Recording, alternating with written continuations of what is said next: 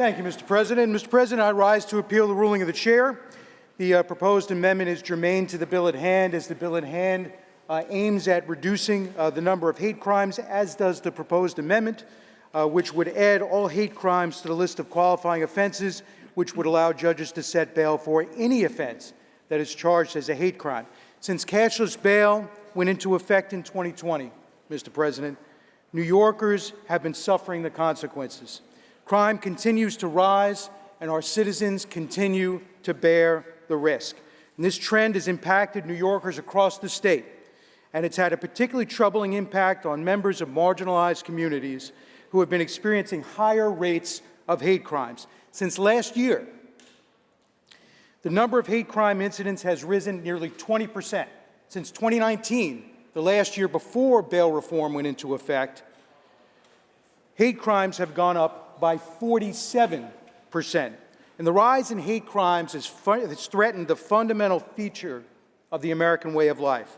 And while this threat continues to grow, our laws limit the ability of a judge to set bail on those who targets a person based on their race, their ethnicity, their religion, their gender, or their sexuality.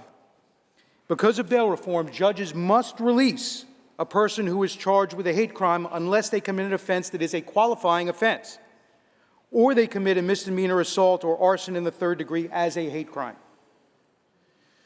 A person who threatens a person based on a protected characteristic or vandalizes a synagogue or a mosque wouldn't be eligible for bail. And even those who are eligible for bail that would qualify, judges can only set bail based upon risk of flight.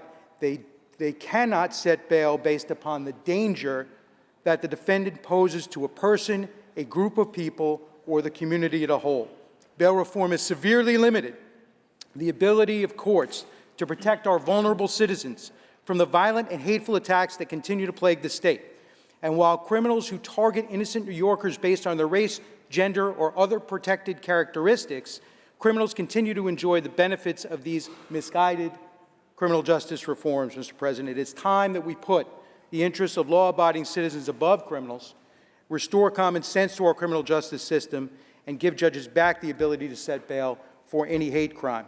Look, you had recently a Long Island man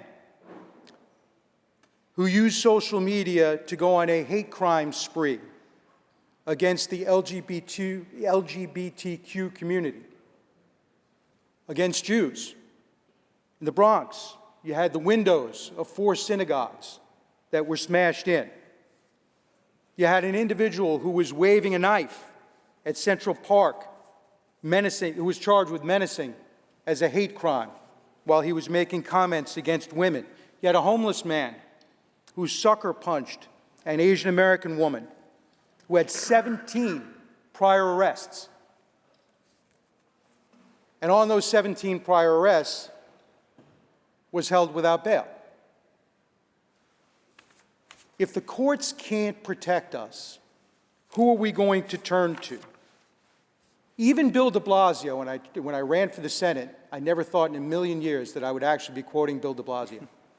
Even Bill de Blasio stated that when it comes to hate crimes, judges need more space to use discretion when they think there is a legitimate public threat.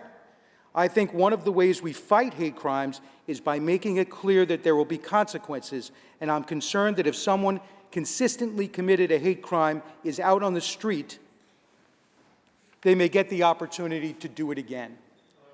This bill is germane, and I ask you, Mr. President, to reverse your decision and allow the amendment to move forward, because while it's important that we report, while it's important that we educate, while it's important that we inform, information without action has no meaning.